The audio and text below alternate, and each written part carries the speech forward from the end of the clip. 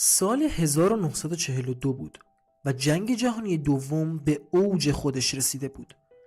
ارتش نازی ها با قدرت به شوروی هجوم آورد و چشم به شهری مهم داشت، استالینگراد.